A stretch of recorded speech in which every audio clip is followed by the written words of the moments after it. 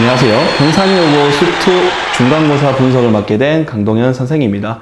수원 때도 만났었죠. 바로 분석 들어가겠습니다. 자, 출제범위 한번 바로 볼 건데요.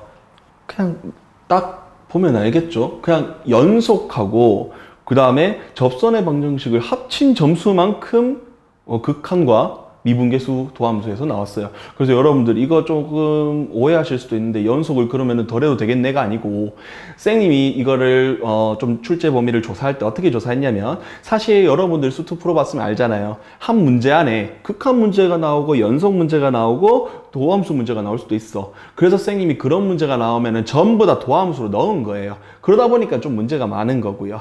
그래서 연속이 안 나온다가 아니고 연속은 계속 끼잖아요. 여러분들도 아시잖아요. 맞죠? 극한을 배웠고 연속을 배우면 연속에서 극한 내고 있고, 도함수 배우면 거기서 연속 극한 내고 있으니 사실 골고루 다 출제됐다고 볼 수 있겠지만은 뭐 단적으로 그냥 놓고 보면은 이렇게 배열로 많이 냈죠.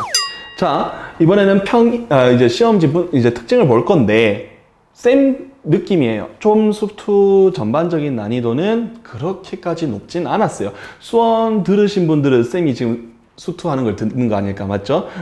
수투가 수원에 비해서 전반적으로 난이도가 전반적으로 좀 낮고요. 특히나 킬러 문항도 수원에 비해서 생각을 엄청 까다롭게 해야 되는 문제는 없었고요. 보통 여러분들이 문제집을 많이 풀다 보면은 자주 만나는 유형이 대다수였고, 굳이 하나 뽑자면 아니라고 하는 건 제일 끝에 있는 세 문제 정도?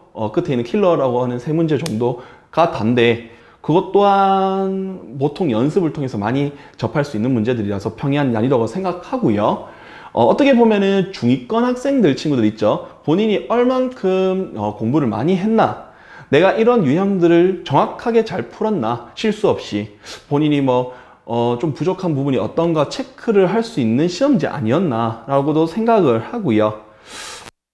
그리고 이제 나는 좀 충격적인 게 뭐였냐면은, 수원은 5점짜리 문제가 한 4개인가 있었거든요. 근데 3개가 있었거든요. 미안합니다. 3개가 있었거든요. 근데 수투는 여러분들이 시험지를 다시 집에 가서 보세요. 5.5점 문항이 3개고요. 5.8점이 3개야. 이미 5점대의 문제가 개수가 달라요. 이게 뭔 말이냐면은, 만약에 어떤 친구들 같은 경우에는 쌤, 저 제일 뒤에 있는 문제 3개는 그거 풀 시간에 예를 들어서 딴 거 풀게요 하는 친구들 같은 경우에는 이건 너무 큰 거예요. 사실은 막 뒤에 있는 거 3개 빼면은 수원은 15점 날리는 건데 수투 같은 경우에는 17.4점 날리는 거잖아요. 점수 차이가 생각보다 많이 나고요. 본인이 킬러를 풀었다고 한들 만약에 실수를 하나 톡 했다 하시면은 5.8점씩 날아가고, 더군다나 그 앞에 문항 3개는 5.5점이다 보니까 거기도 실수해버리면 점수가 팍팍팍 깎이게 되죠. 그래서 만약에 본인이 좀 킬러를 안 풀었다거나 아니면 실수가 이번에 너무 많았어야 하는 친구들한테는 성적이 생각보다 잘 안 나왔을 수도 있는 시험지 같아요. 그래서 내가 학생이라면 좀 짜증나는 시험? 그런 것 같고요. 아니나 다를까 올림포스에서 상당히 많은 유사가 나왔고, 수원과는 다르게 수원에서는 좀 신기해서 막 수능 특강 있는 거 다 가져봤잖아요. 맞죠? 근데 경산여고에서 올림포스가 신기한 건 아니잖아요. 사실 맞죠? 그래서 선생님이 일부 유사 문제 좀 들고 와봤습니다.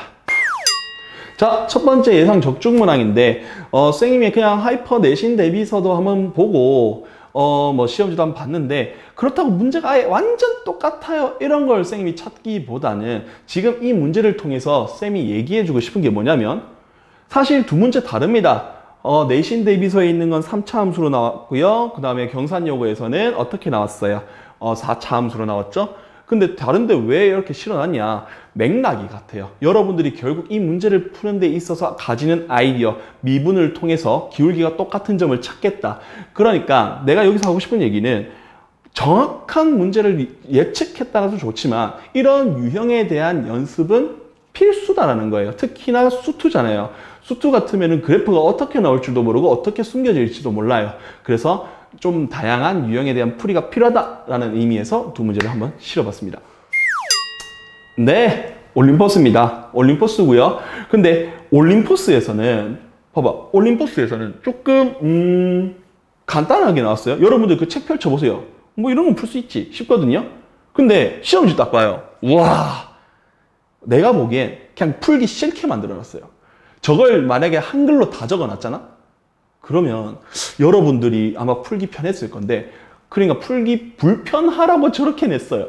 그냥 쉽게 말해서 연속이다와 연속이긴 한데 좌미분계수, 우미분계수가 다르다를 저렇게 어렵게 표현해 놓은 것 같아. 그래서 어떤 친구들 같은 경우에 좀 헷갈려서, 집합기호가 좀 헷갈려서 틀린 친구도 있을 것 같다는 생각이 조금 들었습니다. 똑같네요. 올림포스 고난도에서 나왔죠. 수원도 올림포스 고난도에서 하나 나왔거든요. 이번도 마찬가지야. 올림포스 고난도에서 출제했어요. 요것도 올림포스 고난도에서 출제했어요. 이쯤 되면 올림포스 고난도도 여유가 되는 친구들은 풀어보는 게 좋아요. 근데 어떤 친구들은 조금 오해할 수도 있어요. 올림포스 고난도니까 지금 상위권만 풀 수 있는 거잖아. 어떻게 해? 라고 내보고 어떻게 하라고? 라고 할 수도 있잖아요. 맞죠? 쌤 생각은 이래요. 올림포스 고난도에 보면은 그냥 어떤 그 필수 유형 문제도 있고, 그 다음에 7% 문제도 있고요. 4% 문제가 있고, 4% 오브 4% 문제가 있거든요. 4% 문제는 어려워요. 많이 어렵고요. 7% 문제가 쉽다는 얘기가 아니에요. 7% 문제도 조금 어렵습니다. 근데 막 전혀 못 풀겠다 이런 건 아니에요.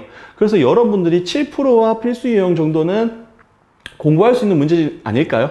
특히나 EBS 교재이기 때문에 막 교재가 엄청 비싼 것도 아니고, 4% 문제 같은 경우에는 하이퍼 쌤들께서 뭐 이렇게 이거 한번 풀어봐라 라고 몇 개 한번 찝어줄 수도 있잖아요. 맞죠? 다 풀어라 이런 거 말고. 그래서 여러분들이 여유가 되신다면은 고난도를 한번 풀어보는 게 어떨까? 올림포스 고난도를 풀어보는 게 어떨까 싶어요. 자, 그래서 수투 내신 대비의 핵심을 좀 보자면, 작년도 그랬고 재작년도 그랬고 매년 그래왔고 경산여고는 올림포스예요.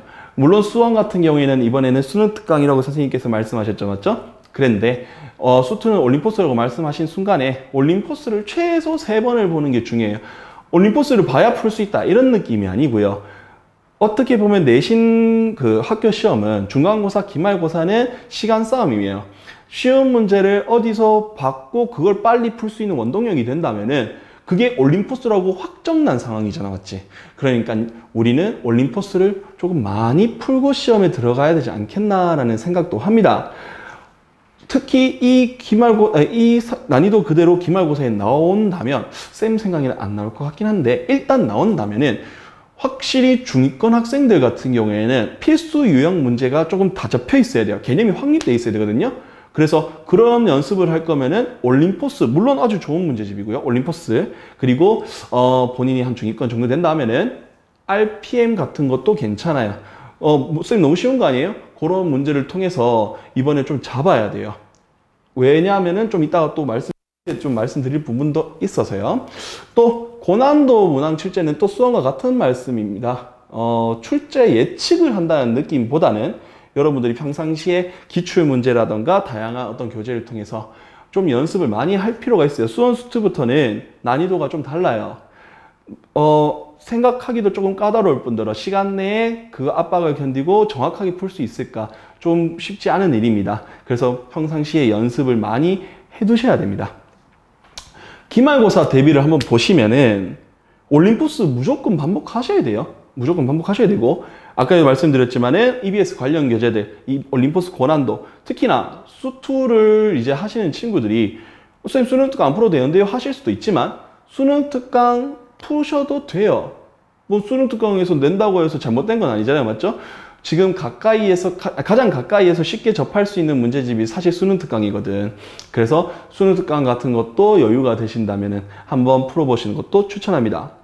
그래서 쌤이 아까 저 위에서 조금 말씀드렸던 부분인데, 왜 지금부터 준비를 해야 된다고 말씀드리냐면은, 지금 쌤이 영상 촬영하는 기준으로 한 달 뒤면 여러분들 시험입니다. 이미 조금 늦게 영상이 올라가긴 하는데, 한 달 뒤에 시험인데 여러분들 생각 한번 해보세요. 지금 이미 많이 배웠겠지만, 학원에서 하이퍼에서도 배울 수도 있고 뭐 다른 학원에서 배울 수도 있지만은, 수투 기준으로 말씀드리면은 도함수 활용, 함수의 그래프, 3차 함수, 4차 함수, 최대치에서도 있고 방부등식도 있어요. 속도 가속도도 있고요. 심지어 정적분 나와요.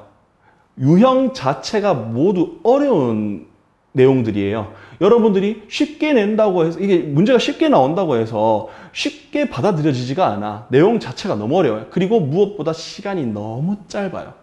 그래서 아직 시험 기간 아닌데, 중간고사 얼마 전에 끝났는데 이렇게 생각이 들 수도 있지만은, 물론 그렇기도 하지만 실제로 그래도 지금부터 하셔야 돼요. 지금 쌤 현재 날짜 기준으로 제가 알기로 얼마 전에 40일 이렇게 했었거든요. 재학생들한테. 지금 30 며칠 남았을 거예요.